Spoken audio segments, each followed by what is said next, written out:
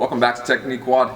Today we're going to talk about how we structure our warm-ups here at Faction Strength and Conditioning.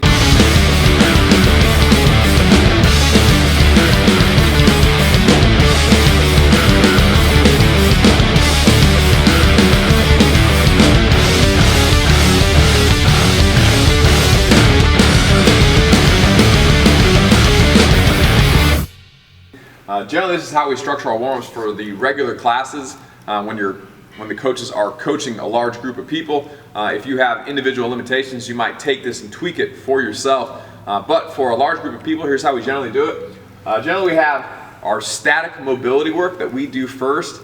We don't do a lot of soft tissue work in class just because it takes up a little bit extra time and we don't have a lot of equipment for that aside from the barbells, but we don't have a lot of foam rollers or the cross balls, so we generally don't do it in class.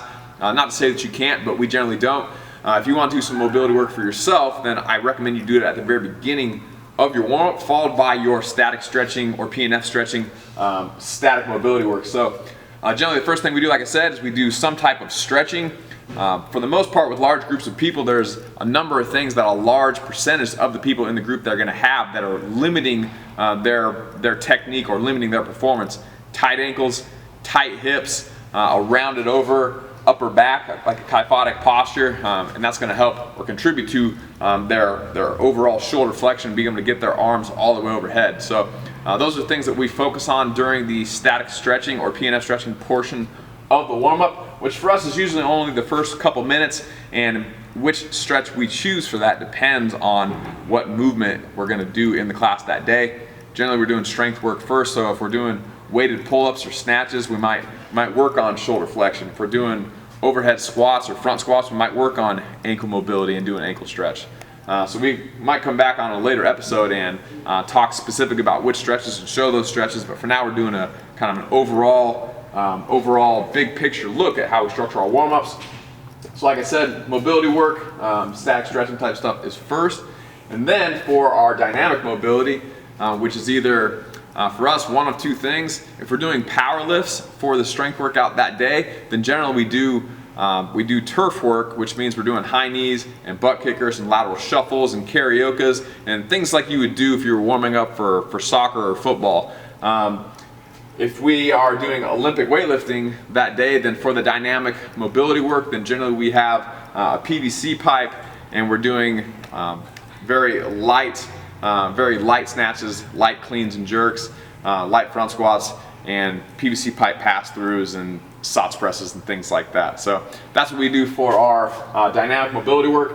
And then after that, which usually takes maybe 6 or 7 minutes, then we do our movement or WOD specific warm-ups, which means if you're doing 5x5 front squats, that's when you're starting with the bar for a set of 5, and then you're doing 135 for a set of 5, and then 225 for a set of 3 until you get to your working weight, which maybe is 255, and then you start your 5 sets of 5. All right.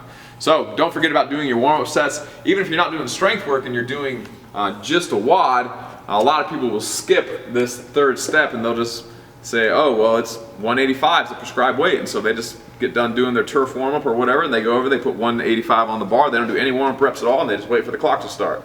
So don't do that. Make sure that you do a few reps with the bar, do a few reps with 50 or 60%, 80%, and then you can put on whatever your 100% working weight is for that WOD. So at least 2 or 3 sets at a minimum. If you happen to be particularly strong and you're gonna deadlift 500 or 600 pounds, then it might take you a couple of extra warm-up sets to get up to that weight.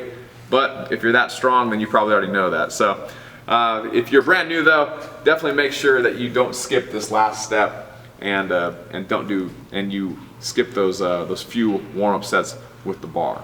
All right, we're gonna come back on 2 more videos, and I'm going to show you all those specific things that we do for the turf warm-up and the specific warm-ups we do for the PVC pipe warm-up in later videos.